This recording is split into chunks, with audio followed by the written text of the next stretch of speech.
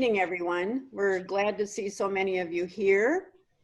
And I'm Dr. Shirley Drazy. I work I'm the Director for Teaching and Learning at AES. And I know we have some of our other faculty and staff here. And the reason we're here tonight is to welcome Dr. Josephine Kim, who I actually met when I worked in Seoul, Korea, about 10 years ago now. And she and I have stayed in touch. And I know that the messages she's going to be talking with us about tonight and what you'll hear about parenting and helping your kids grow into healthy young adults will be very meaningful for you. So please enjoy the time. And Josephine, I'm going to turn it over to you. Great. The chat will work, but the chat feature will work. Okay? Great, wonderful. 안녕하세요. 반갑습니다. 와, 이렇게 인도에 계신 분들과 인사를 나눌 수 있게 돼서 너무너무 진심으로 반갑고요. 영광입니다. 지금 아마 서서히 계속 오시는 분들이 계시는 것 같은데요. 저에 대해서 아시는지 모르겠어요. 저는 8살 때 미국으로 이제 부모님과 이민을 갔다가 다시 한국으로 13살 때 아주 완전 청소년기 때 부모님과 다시 한국으로 도착을 했는데 그때 제가 또 외국인 학교를 이제 다니게 됐어요. 그래서 아마 여기 계신 분들 자녀분들도 아무리 뭐 인도에 있고 해도 서구 학교를 다니기 때문에 국제 학교를 다니기 때문에 조금 슬슬 변화가는 그런 것들을 보실 수 있으실 거예요. 그래서 오늘 네, 지금 시작할게요. 오신 것 같은데 제가 스크린 쉐어를 하겠습니다. 네, 뭔가 보이시죠? 지금 보이시나요? 땀잡? 오케이. 네, 잠시만요. 네, 그래서 여기 보시면은 바른 양육 원칙의 자녀를 성공으로 이끈다라고 써 있는데요. 저는 여기 나와 있는 그 공이랑 보이시죠? 이 모양? 저는 이거를 보면은 아이들이 생각이 나요. 왜냐하면 아이들은 인생을 살다 보면 반드시 넘어질 것이고 떨어질 것이고 이제 늘 우리가 보호할 수는 없잖아요. 그래서 반드시 실패도 있을 것이고 어려움이 있을 텐데 우리 아이가 그런 어려움이 있고 떨어졌을 때 정말 약해서 상처를 받을지 아니면은 어느 정도 상처는 받지만 다시 툭툭 털고 일어날 수 있을지 아니면 정말 이 고무공처럼 이렇게 넘어지고 떨어져도 다시 튕겨 설 수 있는 그런 아이일지 그거는 어떻게 보면은 이 환경이라는 게 너무너무 중요하고 우리 특히 부모 양육 스타일이 거기에 좌우하는 큰 부분이 있다라는 거죠. 네. 그래서 아마 아이들이 지금 국제학교를 다니면서 문화 차이를 조금씩 느끼실 것 같아요. 우리는 한국인들이고 한국인들의 특징이 뭘까요? 우리는 어디를 가나 반드시 100% 한국인이라는 게 너무너무 굉장히 중요하고 우리 아이들이 아무리 영어를 하고 다른 서구 문화를 먹어도 끝까지 한국인인 것을 우리가 지키는 것을 굉장히 원해요.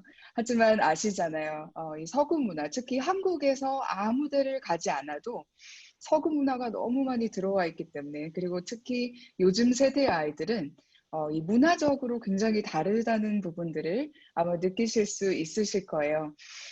우리 한국 부모님들은 굉장히 정통적인 한국 것들을 아이들에게 원하실 때가 있는데 참 희한하게 한국 아이들이 한국인이라고 해서 문화를 잘 아는 것은 아니에요.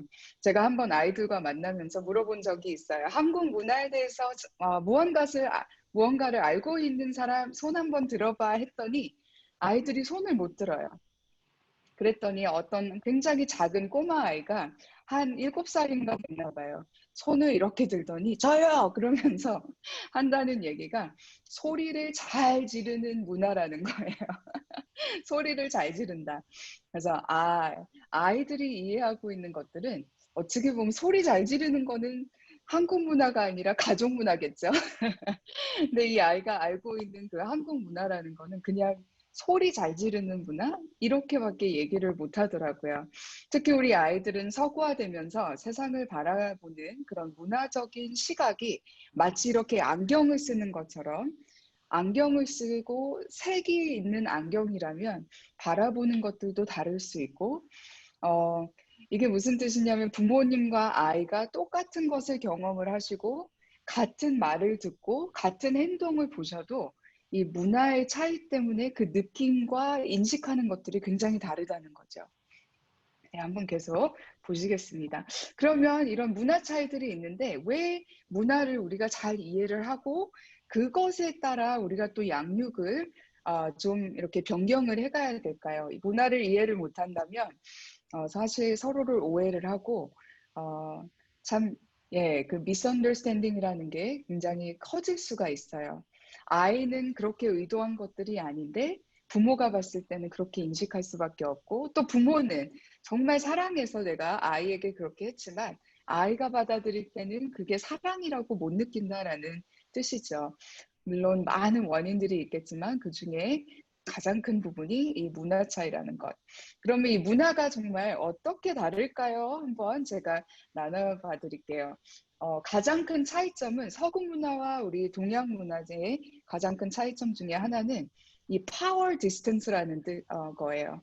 이 파워 디스턴스는 뭐냐면 우리 한국 사람이라면은 일단 존댓말이라는 게 있어요. 존댓말이 왜 있을까요? 네, 저는 깜짝 놀란 게 대학교 때 어떤 한국 그 분을 만났어요. 친구같이 생긴 분인데 딱 만났는데 가장 먼저 물어보는 게 뭘까요? 생일 언제냐고 물어보는 거예요. 왜죠? 예, 너가 지금 이 나이 속에서 나하고 어떤 관계인지를 지금 알아보는 거예요. 그래서 생일을 얘기했을 때, 나보다 어리구나 하면서 바로 반대말을 하는 거예요. 그거는 왜일까요? 일단은 이 하이어키라는 게 있는데, 너가 이 계단에서 어느 정도 와 있는지를 우리가 따져보는 거예요. 파워 디스턴스라는 것은 일단 부모님 아니면 선생님, 그런 분들은 우리가 굉장히 크게 느껴지고, 존중을 해야 되고, 네, 그리고 어른이 말씀하실 때는 들어야 되고, 신중하게 받아들여야 되고, 이런 게 바로 우리 한국 문화인 거예요. 파워 디스턴스가 어떻게 보면 굉장히 큰 거죠. 하지만 서구 문화에서는 이 파워 디스턴스가 굉장히 작아요. 그래서 대통령이랑 같이 있어도 대화를 할 수 있고, 날씨가 어떤지, 식사는 했는지, 뭐 이런 가벼운 이야기도 가능하고, 아무리 선생님이고 부모라고 해도, 네, 말할 때도 굉장히 편하게 얘기를 하고, 자기 주장을 뚜렷하게 얘기를 할 수 있다라는 거죠. 우리 생각해 보세요. 옛날 때 어떠셨어요? 선생님이라고 하면은 어떻게 보면 좀 벌벌벌 떨잖아요. 왜냐면 선생님이시니까 높으신 분이기 때문에 내가 그만큼 존중해야 되고 그 앞에서는 굉장히 조심해야 된다라는 생각이 있었는데 서구 문화에서는 이 파워 디스턴스가 좁기 때문에 아이들이 다르다는 거죠. 이렇기 때문에 부모가 얘기를 했을 때 아이들이 쉽게 받아들이지 않을 때도 있어요. 한국 정통 문화는 그게 안 받아져요. 아이들이 약간 반항적이라고 생각할 때가 많이 있어요. 하지만 어떻게 보면 이게 그냥 문화적인 차이다라고 말씀을 드릴 수 있죠. 또 하나 말씀드리고 싶은 건요, 부모님. 예전에는 무조건 부모님, 선생님이면 하늘같이 높으신 분이기 때문에 무조건 존중하고 무조건 뜻을 따르곤 했지만 요즘은요, 파워 디스턴스가 점점 좁아지는 이 세대에서는 정말 중요한 게 있어요. 아무리 부모라고 해도 요즘 아이들은 자기와 이 1대1 릴레이션십이라는 게 관계가 없으면 뭐라고 할까요? Who are you? 하는 그런 세대가 왔어요. 나하고 이 1대1 관계가 없으면. 한번 생각해 보세요. 예전에는 아버지께서 아침 일찍 나가셔서 밤 늦게까지 집에 못 들어오시고 열심히 일하실 때는 제 세대까지만 해도 어떻게 느꼈냐면 와, 우리 아버지 나를 저렇게 사랑하시는구나. 나를 위해서 저렇게 희생을 하시는구나. 나를 정말 사랑하시는구나라고 느꼈지만 요즘 아이들에게 제가 물어봐요. 아버지가 이렇게 보니까 아침 일찍 나가셔서 늦게까지 집에 못 들어오시는데 너는 아버지의 그런 모습을 보면서 무엇을 느끼게 되니? 하고 물어보니까 아이들이 뭐라 그럴까요? 일하는 게 좋은가 보죠, 뭐. 이렇게 얘기를 해요. 그게 자기하고 무슨 상관이냐는 거예요. 아버지가 그렇게 많이 일하는 것과 나하고는 별개의 이슈다라고 얘기를 하는 거예요. 느낀다는 거예요. 이게 무슨 뜻일까요? 요즘 아이들은 특히 자기에게 시간 투자를 하고, 예, 대화를 같이 하고, 이래야 자기와 연관이 있다고 생각하지, 밖에 나가서 아무리 일을 하시고, 이렇게 해도 그거는 나랑, 예, 그게 어떻게 사랑이냐라고 느낀다는 거죠. 어떻게 보면 참 이해하기 힘든 문화일 수도 있어요. 문화라는 것은, 부모님 이렇게 말씀드리고 싶어요. 일단 문화라는 것은, 이거는 옳고 저거는 그르다, 이렇게 생각하기가 굉장히 쉬운데 일단 오늘은 그냥 이렇게 차이점이 있구나라고 먼저 생각하셨으면 좋겠어요. 또 다른 차이점이 있는데 뭘까요? 우리 한국 문화는 우리라는 말이 참 중요해요. 오늘 처음 뵀지만 우리 집, 우리 엄마, 뭐 우리 남편 심지어는 이렇게 되죠. 왜냐하면 처음 만났지만 그래도 우리는 이 집단주의의 바탕이 있기 때문에 이 우리라는 개념이 너무너무 강해요. 하지만 서구 문화는 어떨까요? 우리라는 개념보다 나, 이 개인주의가 너무너무 발달돼 있는 그런 문화예요. 한번 생각해 보세요. 서구 학교를 다니면서 미국 학교를 다니면서 지금 아이들은 뭐를 배우고 있을까요? 이 크리티컬 띵킹이라는 것을 배우고 있어요. 이거는 독립적인 생각을 배우고 있어요. 그리고 아이들에게 내주는 숙제나 학교에서 공부하는 그런 것들이 우리의 생각은 어떤가 이런 것보다 너는 이런 상황에서 어떻게 해야 될까? 너라면은 느낌이 어떨까? 너 같으면 이런 문제가 있었을 때 해결을 어떻게 하겠니? 하고 자꾸 자기의 생각을 발달시키는 거예요. 이게 참 어떻게 보면 너무 좋은 거죠. 특히 글로벌된 이런 세상에서 아이들이 살아갈 때 정말 필요한 부분들이에요. 근데 자기 생각이 굉장히 뚜렷하고 연습을 통해서 반복을 통해서 자기 주장을 뚜렷하게 얘기를 하다 보니까 집에 와서 오늘 주말에 한글 학교 가야지 부모님이 했는데 아이들이 자기 생각을 딱 얘기를 해요. 그거 꼭 가야 돼요? 별 도움 안 돼요. 그러면서 막 어떻게 보면 어른이 봤을 때는 따지는 식으로 얘기를 하게 되지만 아이들은 학교에서 배운 대로 자기 주장을 그냥 뚜렷하게 전달하는 거죠. 예, 이렇게 일어났을 때, 오해가 많이 생기겠죠. 쟤는 왜 저렇게 자기밖에 생각을 못해? 아니면 저렇게 버르장머리가 없어? 이렇게 느낄 수가 있다는 거죠. 하지만, 아이들은 이게 문제가 뭐지? 나는 그냥 내 생각을 전달한 것인데, 아까 파워 디스턴스가 좁다고 말씀드렸고, 독립적인 생각이 굉장히 뚜렷하다고 말씀드렸죠. 이런 문화적인 차이들이 있어요. 니스핏이라는 연구자가 참 재밌는 연구를 한 적이 있어요. 동양인들과 서구인들의 차이점을 알아보는데 두 그룹에게 어떤 그 큰 금붕어가 헤엄을 치고 있는 이런 비디오를 보여준 거예요. 아주 짧은 이 비디오, 어항 속에서 수영하고 있는 이 물고기들을 보여주면서 끝난 다음에 너는 무엇을 기억을 하니? 라고 물어봤어요. 서구인들한테 그 비디오 중에서 가장 기억에 남는 게 무엇입니까? 하고 물어봤을 때 뭐라 그랬을까요? 서구인들은 이 빅 피쉬, 뭐냐면 메인 플레이어거든요. 가장 주인공이 기억이 났다. 어항 속에서 가장 크고 가장 어떻게 보면 그 의미가 있는 큰 물고기가 헤엄치는 것이 가장 기억에 났다. 근데 참 재미있는 게 동양인들에게 그러면 너는 무엇이 가장 기억에 남았니 하고 물어보니까 이 옆에 있는 미역을 얘기를 하는 거예요. 이 달팽이, 개구리. 참 생각하는 게 너무너무 다르죠. 그럼 왜 동양인들은 이 주변에 있는 어떻게 보면 별로 중요하지 않은 것 같이 보이는 것들을 참 기억에 남았다고 얘기를 했을까요? 알고 보니까 우리 동양인들은 모든 것이 연결이 돼 있고 이 큰 물고기는 이 작은 것들이 받쳐주지 않는다면, 이 환경이 받쳐주지 않는다면, 협력해주지 않는다면 있을 수 없는 그런 물고기다라고 얘기를 한 거예요. 그러면서 우리 한국 사람들은 덕분에 이 큰 물고기는 이 미역과 개구리와 이 모든 것들 덕분에 자기가 존재할 수 있다라는 뜻이에요. 그럼 이게 부모로서는 어떤 의미가 있을까요? 예, 이제 너가 그냥 소영이가 아니라 누구누구 엄마의 딸 소영 이렇게 되는 거예요. 예, 그냥 내 개인이 아니라 누구누구의 아들, 딸 이렇게 이게 변화가 된다라는 거죠. 이거 한번 또 보세요. 그 같은 분이 이 세 가지 중에 어느 것이 같이 있어야 됩니까? belong together이라고 물어봤어요. 서구인들은 뭐라고 얘기를 했을까요? 당연하게 이 소와 닭을 얘기를 했어요. 왜냐하면 카테고리니까. 같은 종류이기 때문에 소와 닭이 같이 belong 한다라고 얘기를 했어요. 근데 참 재미있는 게 우리 동양인들은 뭐라 그랬을까요? 소와 잔디를 얘기를 한 거예요. 왜일까요? 소는 잔디를 먹고 그 잔디가 몸에 들어가고 우리는 그 소를 먹고 이게 다 또 연관이 돼 있는 거예요. 그래서 우리 서구인들은 참 이 개인주의가 강하고 카테고리로 생각하는 그런 인식이 강한데 우리는 relationship to 뭐뭐와 어떻게 연관이 되어 있는지가 너무너무 중요하다라는 거죠.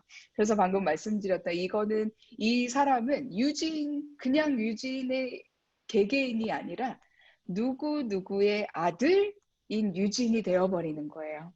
우리 한국 부모님의 특징이 있다면 우리 아이가 나의 일부분이라고 생각을 한다는 거예요. 한번 조용히 생각해 보세요. 우리 아이가 나의 일부분이다라고 생각을 했을 땐 우리 아이가 성공을 했을 때는 솔직히 누가 성공하는 걸까요? 내가 성공하는 거죠. 우리 아이가 근데 나의 일부분인데 실패를 했다. 그럼 누가 실패하는 걸까요? 내가 실패하는 거죠. 이게 아이의 성취나 실패가 그만큼 너무너무 크게 느껴진다는 거예요. 왜냐면 나의 일부분이기 때문에 이 차이점이 느껴지시죠? 서구인들은 자기 자녀를 봤을 때 나의 일부분이 아니라 별개의 사람으로 본다는 거예요. 그래서 그 아이가 어려움이 있을 때 객관적으로 그 아이를 도울 수 있고 심지어는 장애나 이런 어려움이 있었을 때도 객관적으로 도움을 줄 수 있는데 우리는 일단 이게 감정적인 반응부터 나온다는 거죠. 아니 어떻게 했는데 우리 아이가 이런 일이 있을까? 아니 내가 뭘 못해줬길래 우리 아이가 이런 거를 보일까? 이렇게 된다는 거죠. 네, 이런 차이점이 있습니다. 또 큰 차이점 중에 하나는 자아 개념이에요. 서구에서는 나에 대한 집중이 많이 있고 교육도 그렇게 배우기 때문에 너는 어떻게 생각하니? 너의 필링을 감정을 얘기를 해봐. 계속 강조를 받다 보니까 자기의 자가 굉장히 크게 자리를 잡게 돼요. 그래서 어떻게 보면 세계 어디를 가도 자기의 의사를 뚜렷하게 전달을 할 수 있고 내가 누군지를 확실히 알 수가 있어요. 근데 그 반면에 우리 한국 아이들은 이렇게 작게 잡혀요. 왜냐면 우리라는 개념이 굉장히 중요하고, 네. 그리고 지금 너가 원하는 것보다 다 같이 행복하고 다 같이 하모니를 이루는 게 참 중요해. 어떻게 보면 참 아름다운 거예요. 근데 이게 문제가 언제 되냐면 우리 아이들이 자기랑 비슷한 사람들과 평생 살 수 있다면 이게 그렇게 튀지 않을 거예요. 이게 그렇게 크게 차이점이 나타나지 않을 거예요. 근데 우리 아이가 이렇게 그 빨간색 쪽에 이런 아이들처럼 자라고 있다가 한국에서는 그런 옆에 있는 아이들도 다 비슷한 거예요. 그렇게 차이점을 못 느껴요. 내가 다르다라고 느끼지 못해요. 하지만 갑자기 이제 인도에 와서 미국 학교를 다니면서 그 친구들과 이런 사람들 사이에서 이제 이 아이가 살아남아야 되는데 이때부터 느끼게 되는 거예요. 나는 왜 반에서 말을 못하지? 왜 이렇게 목소리가 안 나오지? 나도 반드시 생각하는 것들이 있는데 왜 바로 그거를 내가 다른 사람한테 전달을 못할까? 그리고 왜 내 생각하는 것보다 내가 이런 말하면 우리 엄마가 어떻게 생각하실까? 이렇게부터 아이가 생각을 하게 된다는 거죠. 이런 큰 차이점을 아이들이 느끼게 될 때는 문화 차이라고 생각을 못 한다는 거죠. 가르쳐 주셔야 돼요. 이런 문화 차이가 있다라는 걸 가르쳐 주셔야 돼요. 왜냐하면 문화를 이해를 못했을 때 우리 아이들은 두 가지밖에 생각을 못 해요. 하나는 주변 사람들이 이상하다. 우리 엄마 아버지가 이상하구나. 왜 나를 이렇게 키웠을까? 이상한 분들이야라고 생각을 하고 가장 어떻게 보면 해로운 점이 뭐냐면 아이들이 또 어떻게 생각을 하게 되냐면 Something's wrong with me. 내게 무슨 문제가 있는 것 같다. 이렇게 아이들이 느끼게 될 수 있다는 거죠. 제가 한번 또 예를 들어 볼게요. 이 펜스테이트에서 대학교에서 어떤 교수가 실험을 했어요. 동양 아이들을 이제 앞으로 오라 그러고 또 백인 아이들 같이 이렇게 섞어서 앞에 두고 이제 이 두 학생을 이 한 학생은 한국 학생이에요. 그리고 미국 학생인데 물어본 거예요. 너는 네 자신이 똑똑하다라고 생각하니? 그랬더니 백인 학생은 yeah, I like to think so. 자기는 그렇게 생각한다. Of course. 예, 그렇게 얘기를 한 거예요. 근데 이 한국 학생은 뭐라 그랬을까? 너가 네 자신이 똑똑하다라고 생각하니 했더니 me, I hope so. I try. 이렇게 얘기를 하는 거예요. 자기 노력하고 있다. 그리고 그렇게 되길 원한다. 차이점 느껴지시죠? 얼마나 겸손한 거예요. 얼마나 아름다운 거예요. 어떻게 보면은. 근데 나타나는 것은 너무 이 백인 학생은 당당하고 자신감 넘치게 나타나고 한국 학생은 이렇게 뭔가 조금 빈약하게 나타난다는 거죠. 더 재미있는 게 있어요. 이 또 교수님께서 물어봤어요. 너가 잘하는 게 뭐니? 백인 학생은 바로 얘기를 해. 토론도 잘하고 요리도 잘하고 뭐 달리기도 잘하고 쭉 얘기를 해요. 한국 학생에게 물어보는 거예요. 너는 무엇을 잘하니? 아, 와, I try. 또 자기는 노력을 한다. 근데 딱히 그렇게 뛰어나게 잘하는 것은 없다라고 얘기를 해요. 또 차이점이 느껴지시죠? 더 재밌는 게 있어요. 이 교수님께서 이제 아이들에게, 이 학생들에게 물어보시는 거예요. 너에 대해서 얘기를 좀 해봐라. 알고 보니까 둘 다 대학생 2학년인 거예요. 더 알고 보니까 이 백인 학생은 그 교수님께서 너 GPA 성적이 어떠니 하고 물어봤을 때 그때부터 웃으면서 지금 여기서 얘기하기가 곤란하다라고 백인 학생은 얘기를 해요. 근데 이 한국 학생은 막 수줍어하면서 이러면서 얘기를 해야 될까 말까 하면서 자기는 3.84이라고 얘기를 하는 거예요. 거의 3.9.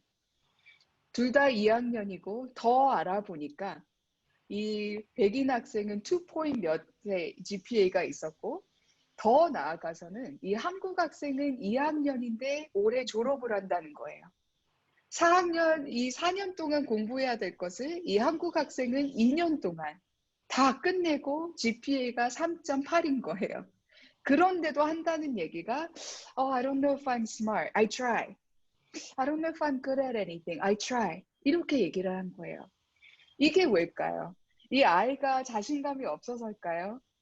문화적인 시각으로 본다면 우리는 어떻게 보면 저희 문화는요, 우리 문화는 잘하는 것을 내세우는 것보다 내가 좀 부족한 부분을 계속 노력하고 발전해야 된다라는 거기에 집중이 많이 가 있다는 거예요.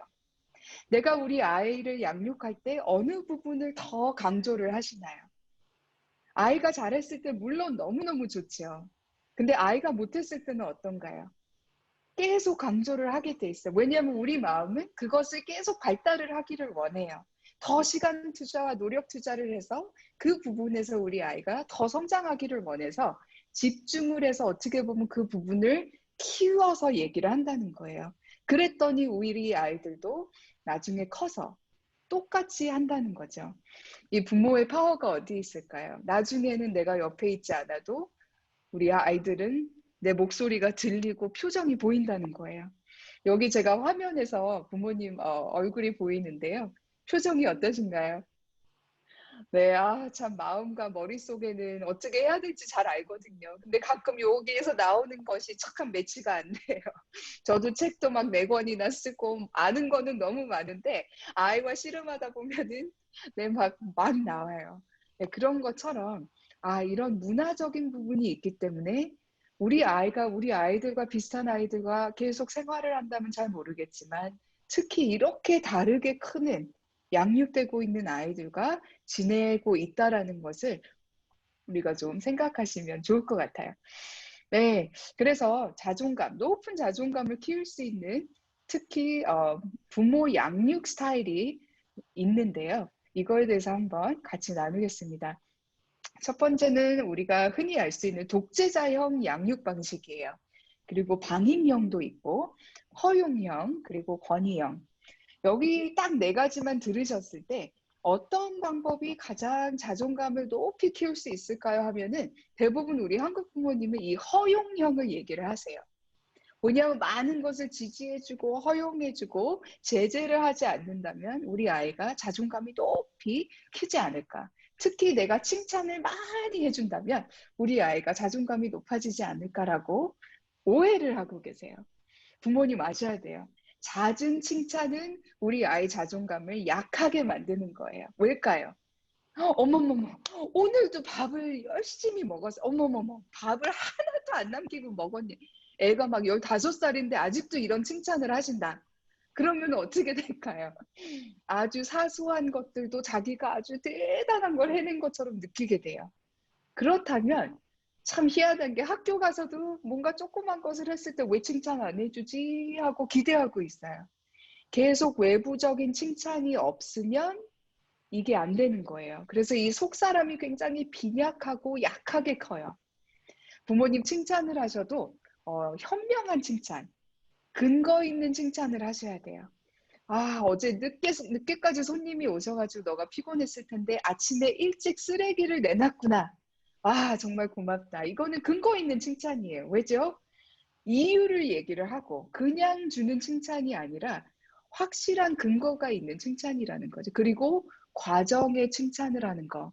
우리 한국 사람들은 아까 조금 전에 말씀드린 것처럼 이 결과가 참 중요해요. 결과가 중요하다 보니까 결과에 대한 칭찬을 우리가 많이 할 때가 있어요. 오늘도 100점 맞았어. 역시 넌 내 딸이야. 이렇게 결과에 대한 칭찬. 오늘도 1등. 역시 여기 잘왔어. 이럴 수도 있어요. 하지만 결과에 자꾸 칭찬을 받는다면 이 결과를 얻기 위해서 우리 아이들이 정당한 그런 방법을 쓰지 않고도 결과만 얻어내려고 할 수가 있어요. 하지만 그 과정에 우리가 칭찬을 한다면, 과정을 칭찬을 한다면, 야, 내가 너를 1시간 동안 지켜봤는데 이 인터넷 강연, 이 인터넷으로 수업하기가 참 어려운데 1시간 동안 너가 정말 집중을 열심히 하더라. 정말 자랑스럽다. 이건 또 근거 있는 과정에 대한 칭찬이겠죠.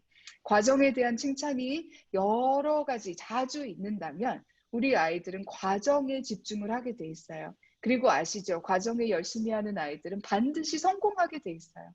이 습관이 돼 있기 때문에 실패를 해도 그 과정이 중요하기 때문에 포기하지 않는다는 거죠. 이 네 가지 스타일을 한번 그러면 같이 보실게요. 독재자형 양육 방식은 내가 보스라는 거예요. 이 파워 디스턴스가 굉장히 높고 감히 부모한테 네가 조그만 게 이런 식으로 우리가 양육을 하는 거예요. 아, 부모는 아이가 무엇을 해야 하며 또 그것을 반드시 어떤 방식으로 해야 되는지를 계속 가르쳐주는 그런 부모 스타일인 거예요. 그리고 내가 부모이기 때문에 너보다 더 잘 알아. 내가 부모니까 무조건 들어. 복종해, 순종해. 이렇게 하는 거죠. 참 재밌는 게요. 한 10몇 년 전만 해도 아이들에게 어떤 스타일이 너에게 부모님의 사랑을 느끼게 하니 물어보니까 아이들이 그때는 이 스타일을 얘기를 했어요. 어떻게 보면 좀 컨트롤링하는 그런 부모의 양육 방식. 아, 우리 부모님이 나를 사랑해서 그렇게 하시는구나. 근데 요즘 와서 물어보니까 이거는 사랑을 못 느낀다라고 얘기를 하고 있어요. 아이는 아무 질문 없이 무조건 부모의 지시를 따라야 한다. 이게 독재자형 양육 방식. 자존감을 가장 낮게 자리 잡게 하는 그런 스타일이에요. 너는 가만히 있어. 아, 네가 뭘 알아. 이런 식으로 아이의 인격을 잡고 무시하는 거죠. 네, 왜 자존감이 낮게 자리 잡히는지 아시겠죠? 계속 깎아내리기 때문에. 그리고 아이가 중요한 것보다 내 감정과 그때 느끼는 내 옳다라고 생각하는 것들이 가장 중요하다라는 거죠. 두 번째 보실까요? 두 번째는 이게 안 넘어가네요. 저만 안 넘어가나요? There we go. 네, 이 밤임형이에요. 밤임형 스타일은 제가 한국 부모 중에 흔히 보지는 못해요. 방임 스타일은 어떻게 보면 알코올 중독자분들, 이 마약 하시는 분들, 약간 약에 중독돼 있는 분들은 자주 볼 수가 있어요. 왜냐면 거기에 취해서 이 방임을 하게 되죠. 귀찮고 모든 게 만사가 힘들기 때문에. 근데 아이의 스케줄을 부모가 뭐 정확히 알아야 할 필요가 있나요? 네. 아, 난 내가 좋아하는 거 먹고 아이는 배고프면 자기가 알아서 먹겠죠? 네. 엄마들은 보기 힘들지만 가끔 아버지들은 이런 분들 제가 많이 봐요. 네. 야식을 시켜도 꼭 자기가 좋아하는 거 시켜야 되고 아시죠? 네. 자기가 먹고 싶지 않으면 무슨 야식이야 하면서 자기가 먹고 싶으면 당연하게 시켜야지. 이런 아버님들은 제가 종종 볼 수가 있어요. 다른 바쁘고 신경 쓴 일이 많은데 뭐 아이 사생활까지 알아야 돼. 무슨 대화가 필요해요? 이렇게 얘기하는 스타일이죠. 네. 그 다음 스타일은 keeps getting stuck. 오케이. 그 다음 거는 허용형. 아까 말씀드렸던 흔히 우리가 오해하고 착각하는 이 스타일. 이건 뭘까요? 자녀는 부모의 지시 없이 자신의 결정을 최대한 활용해야 된다고 생각하는 분들. 아이들의 행동에는 엄격한 규칙이 없어야 된다. 그렇게 규칙이 있으면 아이를 제한시킨다라고 오해를 하세요. 부모는 자녀가 원하는 활동이나 결정을 제한해서는 절대로 안 된다. 그러면 아이의 창의력도 떨어지고 아이의 이 개발적인 그런 자유도 제재를 받기 때문에 안 된다라고 생각을 하시죠. 근데 이 스타일도 참 아이러니하게 자존감을 낮게 자리 잡히는 그런 양육 스타일이에요. 네, 그러면 우리 아이들이 정말 필요로 하는 그 스타일이 무엇이 있을까요? 넘어가라. 네. 바로 이 권위형 양육 스타일이에요. 영어로는 authoritative. 어떻게 보면 선생님들도 서구 학교에서는 이 방식을 가르치실 때 쓰세요. 부모는 아이에게 방향을 제시는 하지만 자녀의 관심사도 들어보고 그것에 대한 토론도 할 수 있고 기회도 줄 수 있는 그런 어떻게 보면 좀 여유가 있는 부모 양육 스타일이에요. 네. 무조건 내가 어른이니까 이렇게 할 거야. 이것보다 나는 이렇게 생각하는데 너는 어떠니? 우리 한번 얘기해 보자. 그래? 아, 그런 부분도 있었구나. 하고 내가 생각했던 것을 약간 조절할 수도 있는 그런 거. 가끔은 아무리 생각해도 내가 옳을 때가 있어요, 부모로서는. 그래도 이야기는 들어주고, 아, 그래도 엄마는 계속 이렇게 생각이 되는데, 오늘은 이거로 이런 식으로 한번 해보자. 한번 트라이 해보고 다시 또 한번 얘기를 해보자. 약간 오픈되어 있는 부모님 양육 스타일이죠. 부모는 합리적이고 객관적인 방법으로 지침과 지도를 제공을 한다라고 생각을 하는 부모 스타일이고, 부모는 정해놓은 규칙의 의미와 이유를 자녀와 논의할 수 있는 스타일이에요. 그냥 내가 이렇게 하길 원하니까 부모니까 해! 이게 아니라 왜 내가 이렇게 규칙을 내리는지, 왜 이것이 중요한지 대화가 있다라는 거죠. 네, 차이점이 대부분 대화예요. 대화가 이 양육은 참 많다. 그러면 시나리오를 통해서 한번 이 양육 스타일을 저희가 한번 생각을 해볼게요. 아이가 친구들과 영화를 부적절한 것을 보지 않도록 하려면 나는 부모로서 어떻게 해야 되나? 나 같으면 이렇게 할 것 같아요 하고 한번 생각해 보세요. 내가 먼저 가서 직접 영화를 미리 다 본다. 에? 우리 아이가 영화를 보러 갑니까? 네. 아이가 영화를 보러 가든 뭐라든 사실 잘 모르는 거예요. 상관이 없는 거죠. 아이, 뭐, 영화 한 편이 뭐 얼마나 해를 끼칠 수 있겠어요. 아이, 뭐, 괜찮아요. 아이가 알아서 잘하겠죠. 그리고 네 번째는요, 부적절한 영화에 대한 내 마음을 아이에게 정확하게 전달을 하고, 토론도 하고, 그 후에 안 보겠다는 아이의 약속을 신뢰하면 되죠 하는 양육 스타일. 네, 어떠시겠어요? 아이고, 아이가 무엇을 하겠습니다 했을 때 그때마다 내가 미리 가서 그렇게 막 보고 하면은 네, 시간 여유가 있으시면 좋겠지요. 하지만 평생 우리가 그럴 수 없는 거거든요. 뿐만 아니라 언젠가는 우리 아이가 내 곁을 떠날 텐데 그때도 쫓아가셔서 내가 그러면 영화 먼저 볼 거야. 그런 다음에 허락을 줄 거야. 이렇게는 못하는 거거든요. 이 방식은 우리 아이가 속사람이 그것을 잘 결정을 내릴 수 있는 방법을 가르쳐 주는 것보다 내가 결정을 해주는 거죠. 부모님 아시잖아요. 우리의 가장 큰 콜링이 뭐냐면, 이 부모로서는 가장 큰 역할이 뭐냐면, 나 없이 우리 아이가 잘 살 수 있게 도와주는 것. 내가 이제 옆에 있지 않아도 우리 아이가 예, 현명한 방식으로 스스로 이끌어 나갈 수 있는 그런 아이가 되기를 우리가 잘 셋업을 시키는 게 우리의 큰 콜링이거든요. 근데 이 첫 번째 방법은 그게 아니죠. 내가 대신 해줄게 이거죠. 우리 아이가 영화를 보러 가요? 이거는 완전 그 I don't care 스타일이죠. 이거는 네, 아이에겐 정말 치명적인 그런 양육 스타일. 그리고 아이 뭐 영화 하나가 뭐 그렇게 크겠어요. 아이가 12살인데 굉장히 막 성적인 것을 보러 간다는데도 그냥 아이 뭐 한 번 봐서 괜찮겠어요? 그거 한 번을 통해서 이 아이는 그게 중독이 될 수도 있는 거예요. 호기심이 너무 커져서 때가 안 됐는데 계속 그거를 파 들어갈 수도 있는 거예요. 네, 조심하셔야 되겠죠. 이 네 번째는 내 마음을 전달하고 왜 그렇게 생각하는지까지 얘기를 이해를 시키고 서로 대화할 수 있는 방식. 이게 아이의 자존감을 키우는 거겠죠. 네, 두 번째 시나리오는 뭐가 있을까요? 아이가 음악 레슨을 그만둔다고 합니다. 네, 이거 경험해 보신 분 없으신가요? 저는 거의 매일 경험하는 것 같아요. 네. 부모는 어떻게 반응하시겠습니까? 네, 한번 보실까요? 네, 뭐라고 나와 있을까? 대화로 논리적으로 설득하고 계속하도록 격려해준다. 일단은 시작을 했으니까 우리가 한 달만 해보자. 그 다음에 다시 우리가 얘기를 해보자. 아니면 일주일 동안 해보고 다시 그거에 대해서 우리가 이야기를 해보자. 네, 참 아름다운 스타일이죠. 제가 넘어갔네요. 잠시만요. 네, 이거는요. 애초부터 음악 레슨 따위는 안 시켜요. 돈 아깝게. 이건 아까 또 방치하는 그런 스타일이죠. 아우, 즐기지 않으면 바로 그만둬야죠. 아이가 싫어하는 거 뭐 할 필요 있나요? 이렇게 하시는 부모님도 참 많이 계세요. 이 아이가 악기 막 10개, 12개 다 트라이 해보고 그냥 다 그냥 흐지부지 없어지는 그런 의문의 여지 없이 당연히 과정을 고수해야죠. 말도 꺼낼 필요 없어요.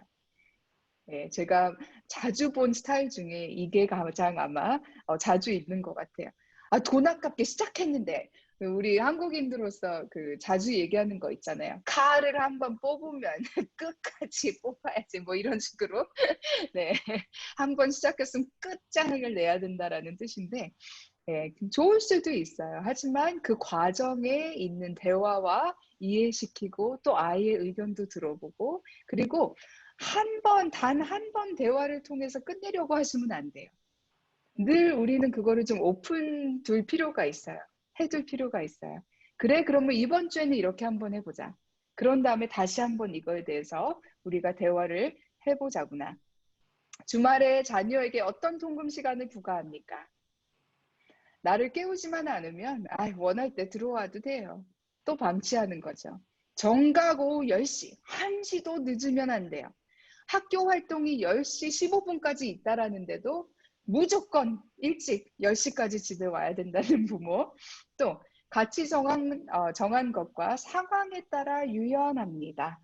그냥 학교에서 10시 15분까지 미팅이 있으면 오케이, 그 특별 활동이니까 10시 반까지 오면 되겠다 하고 서로 정한다는 거죠. 상황에 따라서. 통금 시간 따위 없습니다. 아이가 늦게 와도 늘 기다리며 깨어 있을 자신이 있습니다. 네, 이런 부모님은 오래 못 가세요. 오래 못 가시고 뿐만 아니라 아이가 원하면 왜 뭐 2시, 3시까지 안 있겠어요. 아이도 망가지고 부모도 망가지는 스타일이겠죠. 네. 정말 마지막으로 짧게 부모는 자녀의 거울입니다. 이게 무슨 뜻이냐면 아이는 자기 자신에 대해서 한 가지밖에 몰라요. 이 거울이 비춰주는 자기의 모습을 자기라고 생각을 하게 되거든요. 저 같은 경우에는 미국에 8살에 가서 백인들만 봤을 때 1년, 2년, 3년, 4년, 5년 지났는데 그 거울을 계속 보다 보니까 제 자신에 대해서 무엇을 알 수 있었냐면 나도 백인이다. 예, 말도 안 되죠. 당연히 백인이 아니지만 내게 다시 반사돼서 비춰지는 것이 백인이었기 때문에 백인만 있었기 때문에 나도 그것이 되고 싶고 내가 그것이라고 생각을 하고 착각을 하게 되는 거예요. 이게 자존감과 어떻게 연관이 돼 있냐면 나는 참 괜찮은 사람이야.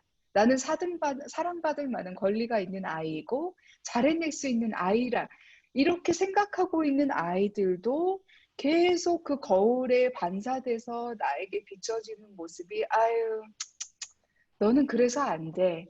아, 너는 이게 참 부족해. 아니, 또 그렇게 했어? 이렇게 하지 말라 그랬지. 아니, 언제 몇 번을 얘기를 해야 되는 거야?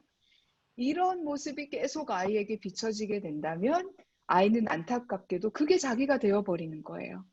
그래서 나는 더 이상 할 수 없는 아이, 아무리 해도 안 되는 아이, 정말 10번, 20번 다른 사람들보다 3, 4배 열심히 해야 드디어 될까 말까 하는 아이.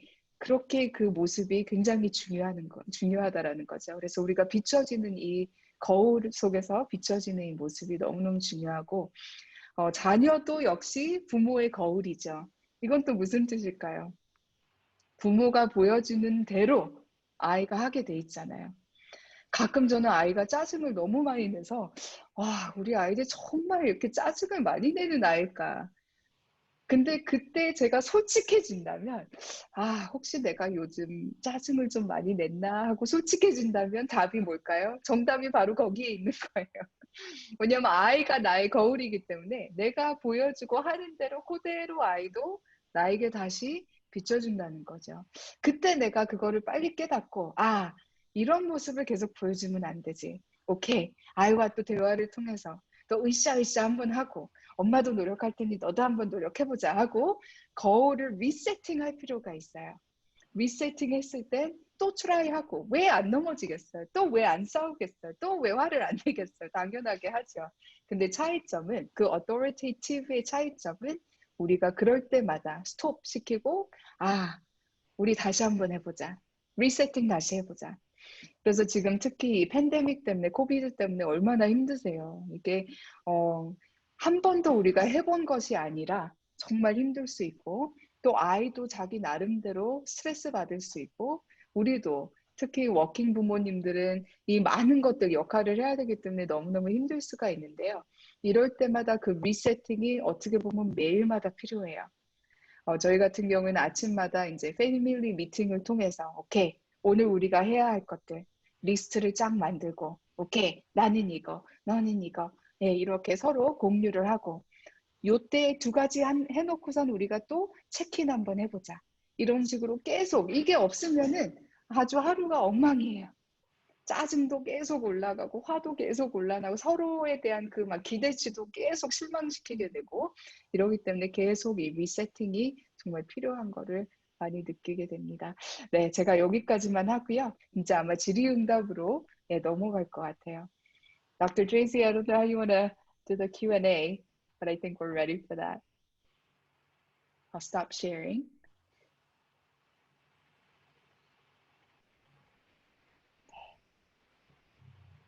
Oh, you're muted. Yeah, there we go. There you go. Thank you, Josephine. And I'm so glad we have so many folks here with us tonight. And people can use the chat feature if you'd like to put your question into the chat. And between Josephine and I, we will watch the questions. Of course, I'm only going to be able to watch them if they're in English. Or you, Yes. you are free to unmute yourself and ask a question as well. So Josephine, go ahead. 네, 저 솔직히 굉장히 바쁘고 비싼 사람이에요. 그래서 빨리 질문하세요. 이런 기회 다시 안 올 수도 있어요. 네, 근데 혹시 그 채트에 그 한글로 쓰셔도 괜찮고요. 아니면 직접 말씀하셔도 괜찮고요.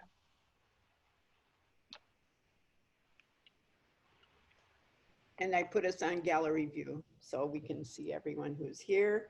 So if you don't have your picture on, if you'd like to, please do. So Pusheen, Kim, you have a question?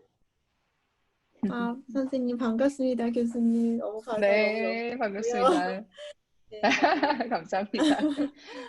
교수님 강연을 몇 번 들었었는데 이제 교수님께서는 이제 한국에 계시다가 미국 가셨다가 다시 또 한국 오셨다가 미국 가셨다 이렇게 반복을 많이 하셨잖아요. 그래서 이거 봤을 때 이제 서구 문화랑 한국 문화랑 차이가 상당히 많은데 지금 현재 어떤 문화관으로 아이들을 양육하고 계시는지 그게 참 궁금해요. 전 비록 이제 아, 애들이 네. 3년만 나와 있었는데 여기 잠깐 한국 온 사이에 애들이 상당히 혼란을 느끼는 것 같거든요. 그래서 그럴 때 어떤 식으로 네네. 하시는지. 네, 정말 이게 생각보다 어려운 부분이에요. 그리고 저 같은 경우는 이제 코리안 아메리칸이다 보니까 아이가 예를 들어서 자기 생각을 막 굉장히 뚜렷하게 얘기했을 때 제 막 미국 사이드는 너무 그게 너무 행복해요. 막, 와, 역시 어디를 가나 이 아이는 괜찮겠구나. 근데 제 한국적인 부분은 또 그게 막 걱정이 돼요. 너무 이런 거 아닌가. 그래서 이게 늘 제 안에도 이렇게 충돌이 되는 게 보이는데요. 일단은 저 같은 경우에는 이거를 공부를 하고 또 많이 이제 제가 제 삶에서 많이 느꼈기 때문에 저도 상당히 혼란을 많이 겪었고, 아, 우리 부모님 정말 이상한 분들이시구나. 왜냐하면 저렇게 이상할 수가 있을까? 왜 말도 안 되는 저런 막 우기와 막 이런 거를 나를 막 강제로 이렇게 하시려고 할까? 이런 생각도 저는 어렸을 때 많이 했거든요. 그래서 제 양육 스타일은 저는 일단 문화적인 렌즈를 제가 껴요. 아, 문화적으로 봤을 때 이게 어떤 게 정말 참 괜찮은 거고 어떤 거는 정말 우리 아이가 좀 고쳐야 되는 것들일까? 그리고 문화에 대해서 얘기를 참 많이 해요. 저 같은 경우에도 제가 직접 겪었기 때문에 가장 혼란스러운 게 뭐냐면 한 명도, 단 한 명도 한국 문화는 이런 부분들이 있다라고 얘기를 해준 적이 없어요. 제가 그냥 부닥치고 혼나고 왜 혼냈지? 이해를 못 하겠는 거예요. 왜 그게 혼내야 되는 그런 행동인지, 혼나야 되는 행동인지 모르겠는 거예요. 예를 들어서 한 번은 교회에서 제가 껌을 씹고 있었어요. 당연하게 혼나죠. 어린아이가 껌 씹고 있는데. 근데 몰랐어요, 그때는. 한국 교회에서는 껌 씹으면 안 된다. 미국에서는 계속 씹었거든요. 이런 것들. 아니면 어른들이 말씀하고 계시는데 주머니에 손을 넣고 있었어요. 또 혼났어요. 그게 왜 이해를 못하게, 혼을 나는데 왜 혼나고, 왜 한국 문화에서 그거는 좀 이렇게 눈에 거스리는 건지, 이거를 아무도 설명을 못 해주는 거예요. 그래서 부모님 제가 부탁드리고 싶은 건 하나는 문화에 대해서 많이 이야기를 해주세요. 일단은 한국 문화에는 이런 부분들이 있다. 어른들이 말씀하실 때는 이렇게 하는 거다. 왜? 왜냐하면 어른들이기 때문에 참 우리는 특히 어른이라고 생각하면 그 한국 전쟁과 그 얼마나 어려운 시기를 거친 그런 분들이세요. 당연하게 우리가 존중을 해야죠. 근데 아이들은 그 개념이 하나도 없거든요. 그렇기 때문에 그런 역사도 좀 알려주시고, 저는 우리 아버지 같은 경우에는 제가 그 뭐죠, 컨퓨셔니즘을 공부를 하면서, 아, 아버지를 드디어 내가 이해를 할 수 있겠구나. 이렇게 깨달았거든요. 그래서 부모님과 그때부터 그런 이야기를 참 많이 했어요.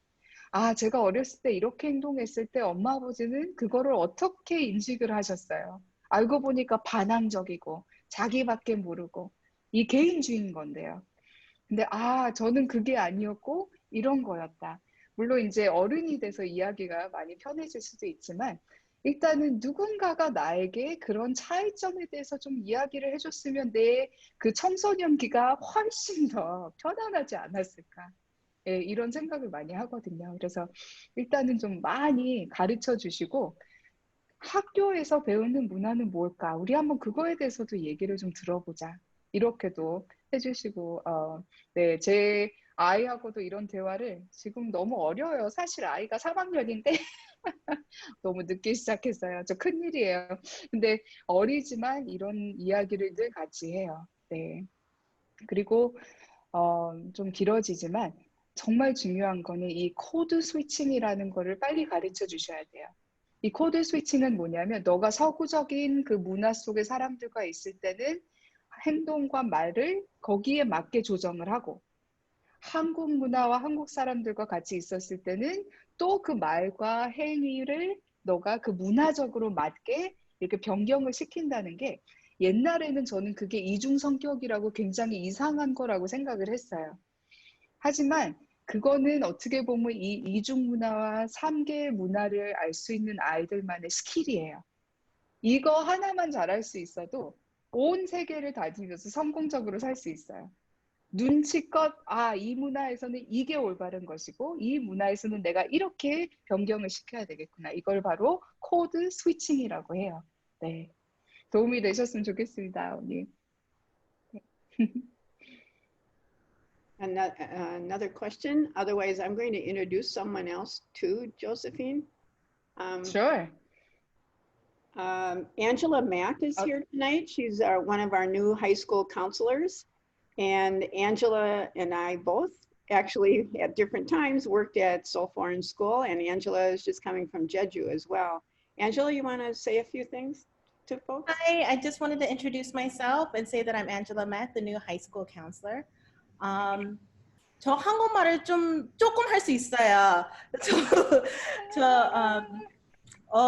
이제 떨리니까 이제 다 깜빡했어요. 근데 제가 지금 고등학교 상담 선생이거든요.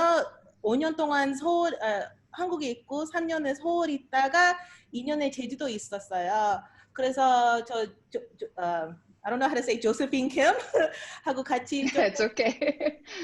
배웠는데요. 그 코드 스위칭을 학생들 벌써 하고 있어요. 그 엄마 위에서 부모들 밑에서 이렇게 액팅 하면서 하고 있고요. 친구들 앞에서 뭐 선생님들 벌써 그거를 눈치가 있어요. 그래서 이제 그 문화에 대해서 이렇게 expanding을 할 수 있으면 그거 이제 충분히 도움이 될 거예요. 그래서 저 한국어를 이렇게 떨려가지고 nervous니까요. 근데 저는 알아듣는 거는 다 알아들어요. 근데 뭐 통과하는 거는 좀 이해해 주세요. 너무 깜찍하시죠? 네, 혹시 인도에 같이 계신다면 우리 엔젤라 맥 선생님 김치도 좀 갖다 주시고 정말 한국 음식 좋아하시는데 부탁드립니다. 네, 근데 얼마나 감사하세요. 이 학교에 굉장히 드문 케이스예요. 우리 한국 계에 상담 선생님 계신다는 거 정말. 그래서 방금 또 질문이 올라왔는데요. 특히 영어에 대한 어려움이 있다라고 지금 보이시죠? 네, 이 학생도 우리 엔젤라 맥 선생님하고 좀 연결을 먼저 해주셨으면 좋겠어요. 그리고 그 대화를 통해서 이 공부가 왜 중요한지, 그리고 말씀드리고 싶은 건 무조건 그냥 해. 지금 얼마나 좋은 기회야. 지금은 아이에게 아무리 좋은 기회라고 말씀하셔도 안 들어와요. 오히려 더 기분 상할 수 있고, 이런 우리에게 상황이 와 있는데 정말 얼마나 힘들겠니? 일단은 우리가 공감을 먼저 해주셔야 돼요. 저도 해봤잖아요. 뭐 알파벳도 모를 때 이 영어라는 거 배워봤거든요. 결코 쉽지는 않아요. 그것 자체가 너무 스트레스가 많아서 이 외부적인 스트레스가 거기에 또 있다면은 이거는 정말 견디기 힘들어요. 그렇기 때문에 오히려 차라리 모른 척을 하실 때도 있어야 되겠고, 그냥 많은 격려를 해주시고 정말 너가 대단하구나. 이거 다른 언어로 공부한다는 거 정말 쉽지 않은데 엄마한테 하라 그러면 정말 못할 거야. 이렇게 공감을 먼저 해주시고, 이 공감과 이 심정을 읽어준다는 게, 이 상담이라는 게 왜 중요하냐면요. 상담 별거 아니에요. 특히 우리 한국 사람들은 이 심정만 좀 알아주면은 이게 풀리는 것 같아요. 아시죠? 엄마 친구하고 이렇게 싸워서 친구가 나한테 이렇게 했어. 그때 배신감을 느꼈겠구나. 끝인 거예요. 그거 한 말씀, 그 공감 하나로서 이게 다 풀어진다는 거죠. 그래서 오히려 공감을 좀 많이 해주시고, 엄마가 어떻게 도와주면 좋을까? 오히려 이렇게 해주시고, 저희 꼬마 같은 요즘 아이들은 이 태블릿과 이 게임을 너무 좋아하잖아요. 그래서 저희는 집에서 무엇을 하든 그 미닛을 이 아이가 벌 수 있게 해줘요. 그래서 예를 들어서 오늘 하루 일과를 잘 끝냈다 그러면은 뭐 피아노를 쳤을 때 15분 그리고 뭐뭐를 했을 때 뭐 30분 이런 식으로 해가지고 하루에 이 아이가 자기 그 태블릿 시간을 모을 수 있도록, 그래서 나중에 자기 전에 그 시간을 자기가 원하는 대로 그냥 쓸 수 있도록 해주거든요. 물론 원하는 대로가 이제 조심을 해야 되겠죠. 이 아이가 무엇을 하고 있는지는 아셔야 되겠고. 근데 저는 지금 이 영어라는 건 어려운 거 너무 당연한 거예요, 부모님. 그리고 지금은 힘드실 수 있지만 꼭 기억하세요. 이 상황에서 공부를 하다 보면 아이들은 반드시 배우게 돼 있어요. 그래서 그거에 대해서는 너무 걱정하시는 것보다 지금 내가 이 아이를 어떻게 하면 격려를 해주고 심정을 알아주면 우리 마음속에 여유가 생겨요. 다른 것들이 보일 수 있게 되고 다른 것들을 우리가 이렇게 안으로 들어오게 할 수 있는 여유가 생기기 때문에 일단 공감을 해주시고 될 수 있다면 월요일부터 금요일까지 영어 때문에 얼마나 힘들겠어요. 토요일 하루는 제발 그냥 마음대로 지낼 수 있게끔 해주셔야 돼요. 재충전할 수 있어야 돼요. 계속 주말인데도 이게 기회야 더 해야 돼 이렇게 하신다면은 월요일 되면은 이게 너무 꽝인 거예요. 주말에는 정말 이 아이와 야 우리 오늘 뭐 재미있는 거 하러 가자. 영화를 보러 가자. 하고 싶은 게 뭐야? 먹고 싶은 게 뭐야? 이런 식으로 좀 이거를 풀어줄 수 있고 그 다음에 대신 우리가 월요일 되면 또 열심히 한번 해보자. 으쌰으쌰 이런 식으로 네 하셨으면 좋겠습니다. 아, 쉽지는 않아요. 네, 부모님 화이팅입니다. Other questions, Josephine? 여, There is a comment in the chat that's written in Korean, so I'm not sure what. yes. Yeah, that's the one we just got to. Yeah. Okay. 근데 Right. 보니까 여기 엔젤라 선생님 그 이메일을 공유를 하셨는데요. 네, 빨리 그 카피 페이스트 하셨죠? 네, 빨리 적어 놓으세요. 한국어로 네. 내가 보내는 괜찮은데요. 전 답은 영어로 해야 돼요. 콩글리시 얼마나 아름다운 건지 콩글리시는 몰라요. 최고예요. So, hey, what are you doing? Oh, I'm 먹어잉. 이게 바로 콩글리시죠.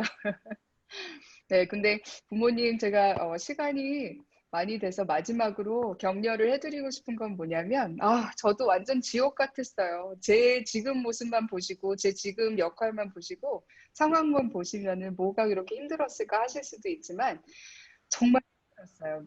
그 서구 그런 문화 속에서 적응하고 또 동양인으로서 이 다르게 생긴 사람들과 적응하고 이 영어라는 거 배우는 거 정말 쉽지 않았어요. 그래서 이게 모든 것에는 단계가 있기 때문에 그 단계 속에서 더해 이것보다 정말 지지를 해주신다면 저희 부모님이 정말 감사한 게 그거였던 것 같아요. 어떻게 보면 공부해라는 소리는 제가 한 번도 못 들어봤어요. 제 인생에서. 네, 물론 이제 제가 하는 스타일이었기 때문에 했겠죠. 하지만 그 와중에 해주신 것은 정말 내가 뭘 어떻게 해주면 좋을까? 나는 잘 모르니까. 왜냐면 나는 너처럼 이런 그 상황에서 공부해 본 적이 없으니까 잘 모르거든. 하지만 해줄 수 있는 게 있다면 얘기해 주렴. 이렇게 그냥 늘 오픈돼 있었어요. 그리고 내가 아무리 어리지만 스스로 결정을 했을 때는 너는 무엇이든 잘 결정을 하니까 내가 믿는다 하고 이 신뢰를 주셨어요. 이 두 가지는 제가 너무너무 감사드려요. 왜냐면 어렸을 때부터 신뢰를 주시니까 아이들은 더 잘하게 돼 있거든요. 아무리 겉으로는 짜증내고 화를 내도 우리 엄마가 나를 이렇게 믿어주시는데 이렇게 해야지. 그리고요, 부모님, 아이가 정말 어려움을 당하고 있다. 이 영어 때문에 너무 힘들어하고 적응을 잘 못하고 있다. 특히 언어랑 그 문화적인 것 때문에. 이럴 때 이 엔젤라 맥 선생님 같은 상담자들이 필요한 거예요. 내가 못해주는 것들 해주실 수 있으세요. 객관적으로 볼 수 있고 우리 아이에게 그 공부하는 과정 속에서 내가 안 해봤으니까 모르시잖아요. 근데 선생님은 해주실 수 있거든요. 해봤기 때문에. 그러기 때문에 제발 좀 괴롭히세요. 선생님 저 이거 필요해요. 우리 아이 이거 필요해요. 하고 아니면 우리 아이들을 위해서 이런 영어 때문에 힘들어하는 아이들 그 아이 방금 말씀하신 어머님 혼자 아니거든요. 반드시 아니에요. 또 있을 거란 말이에요. 그런 아이들끼리 또 같이 공부를 하면 어떨까요? 이런 식으로 같이 이겨낼 수 있도록 우리 엔젤라 맥 선생님이 해주실 수 있으세요? 우리 여기 셜리 드레이시 선생님도 해주실 수 있으세요? 그래서 아무 부담 갖고 수치스럽다, 창피한 것이다 이렇게 생각하시면 아이에게 해가 돼요. 다 내려놓으시고 나의 일부분이기 때문에 왜 영어를 못해 이게 아니라 우리 아이가 지금 이게 참 유익하겠구나 해서 필요하시면 우리 아이가 도움이 필요하다. 오픈하게, 솔직하게, 투명하게 이야기를 하시는 게 가장 최고의 방식입니다. 네. 말이 많아요. 제가 죄송합니다. Were you wrapping up? Angela, anything? I was gonna actually ask Angela, anything else you would add to that by any chance? No, I agree with everything. Everything you said. 편하게 영어로 하고 싶지만요. 저 좀 원언원 어머니와 함께해서 얘기하면요. 좀 더 저가 좀 더 편하지만 한국어로 좀 더 편하게 나와요. But I would agree with everything that you said. 네. 네, 아까 말씀드린 대로 김치만 조금 갖다 드리시면서 저도 김치 만들 수 있어요. Wow! See, she's more Korean than me. That's amazing. I think I should just 저희 어머니가 한국 사람이에요. 그래서 한국 문화에서 한국 밑에서 컸으니까 한국어로 할머니하고 어머니만 했으니까 좀 어쨌든 옛날 쪽도 저는 아직도 담아내기 쓰고 가이단 비계 그렇게 해서 네. 정말 귀한 분이세요. 그리고 이게 혼혈 분이시기 때문에 정말 이 이중 문화에서 이 정말 맞추고 이런 것들을 너무 진짜 직접 경험하신 분이기 때문에 정말 큰 도움이 되실 거예요. So glad you're here, Angela. Yeah, what a blessing for them. Yeah, we are too. So I know we're a couple minutes past our time. So Josephine, did you get a chance to tell people about the books we talked about the other day? That we have book titles and we can certainly work on that as well. No, I haven't. Go ahead. I can tell them about probably my books. 혹시 한국에 계시면 제가 우리 아이 자존감의 비밀이라는 정말 자존감이 무엇인지에 대해서 쓴 책이 베스트셀러 중에 하나가 있고요. 하나는 또 교실 속 자존감이라고 이거는 교사분들을 위해서 제가 쓴 책인데 그것도 아이들 특히 청소년기 때 그런 발달에 대한 것들이 나오기 때문에 도움이 되실 수도 있을 것 같고 정말 제가 강조해 드리고 싶은 건 이 세 번째 책이에요. 아버지 이펙트라고 아버지들을 위한 제가 한국 아버지들을 위한 이 자존감 아이를 어떻게 양육을 해야 되는지 왜냐하면은 지금 여기 어머님들 많이 와 계시잖아요.